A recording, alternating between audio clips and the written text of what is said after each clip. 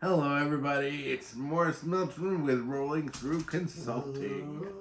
And I would like to talk to you today about the art of eating well and cooking your own food. When I was first got divorced, I was eating a lot of microwave meals and just like really crappy food. And I decided I didn't want to do that anymore. So I started researching different forms of cooking. I started researching. My son and I started cooking steak at first. Every other weekend or so, we each have a steak, and that was kind of like a special thing with me and my son. And then finally, I started branching out to cooking everything, and I was cooking everything from casseroles to chicken and pork and beef and green bean casserole, and my dogs are growling. I apologize. They don't like the food I cook, I guess. Anyway, we actually cook food for them too. But yeah, I cook everything on my own now. With a little bit of help. I do have an SLS usually helping me get the ingredients together, put them in the air fryer. I use an air fryer, and I also have a Ninja Foodi, which is, and I'm not sponsored by Kasori or Ninja Foodi, or Amazon Fresh, but I'll talk to you about that later. Yeah, so they help me put the food in the Ninja Foodi or the Kasori. The Ninja Foodi is really good. If you can get a pressure cooker that's an air fryer, that's a life changer, because the pressure cooker you can make rice, the air fryer you can make everything else.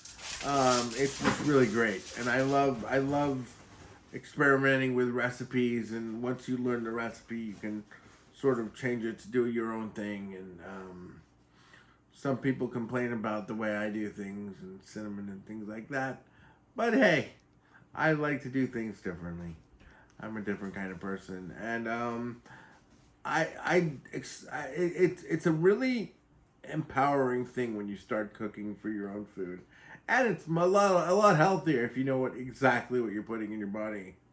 I guess you could talk about farming, but that's a whole different video, right?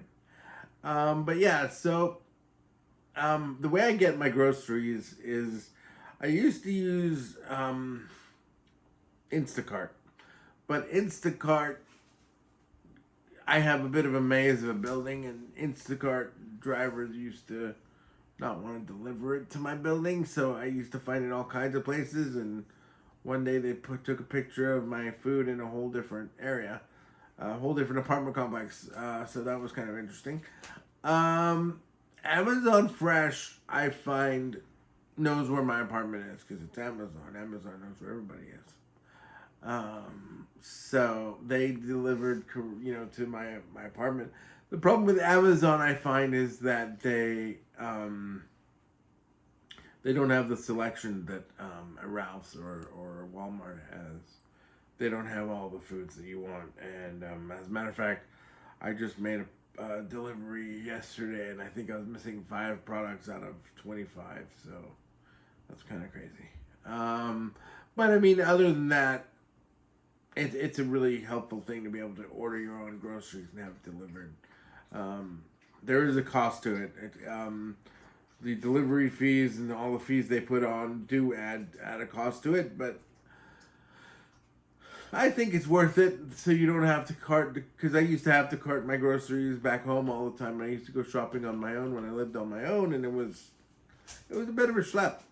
So this is much easier.